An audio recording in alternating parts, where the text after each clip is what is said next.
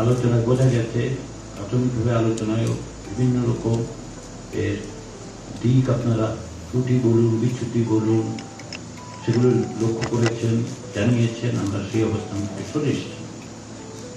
৭০ অনুচ্ছেদের ক্ষেত্রে কমিশনের যে প্রস্তাব ছিল, সেখান থেকে কমিশন সকলে মিলে আমরা আলোচনার মধ্যে দিয়ে সরে এসে পেরেছি। স্থায়ী কমিটিগুলোর ব্যাপারেও প্রস্তাব ছিল কমিশনের একরকম, কিন্তু আমরা আলোচনার মধ্যে দিয়ে অনেক দূর পর্যন্ত এক জায়গায় এসছি, একটা সিদ্ধান্ত নিতে পেরেছি। উচ্চকক্ষ বিষয়ে দুটো প্রস্তাব ছিল, এর মধ্যে একটি ১০৫ জন সদস্য রাষ্ট্রপতি মনোনয়ন দেবেন।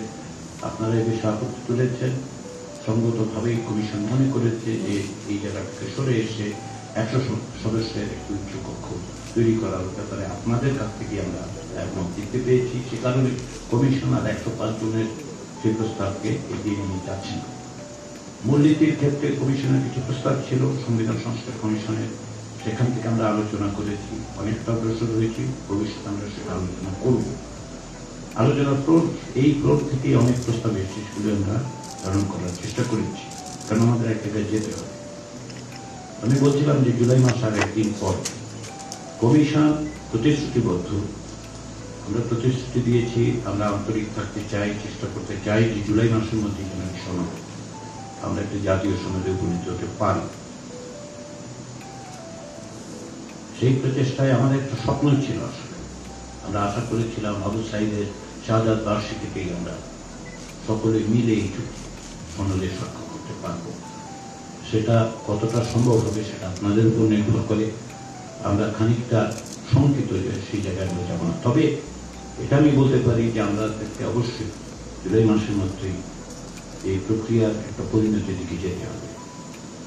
রাষ্ট্র সংস্কারের বিষয়টা বিশাল ব্যাপার। কমিশনগুলোর প্রস্তাবই চূড়ান্ত, তাও বলছি আমরা। আপনাদের দলগতভাবে আপনারা প্রত্যেকে বিভিন্ন সময় এই প্রস্তাবগুলো করেছেন।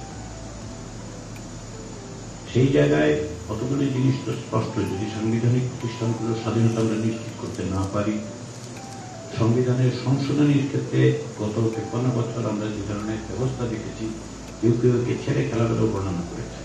ভবিষ্যতে সেটা আমাদের কোনো না কোনোভাবে জনগণের আকাঙ্ক্ষার বিপরীতে গিয়ে যেন কোন রকম সংবিধান সংশোধন না হয়, সেটা নিশ্চিত করা দরকার, সাংবিধানিকভাবে নিশ্চিত করা দরকার।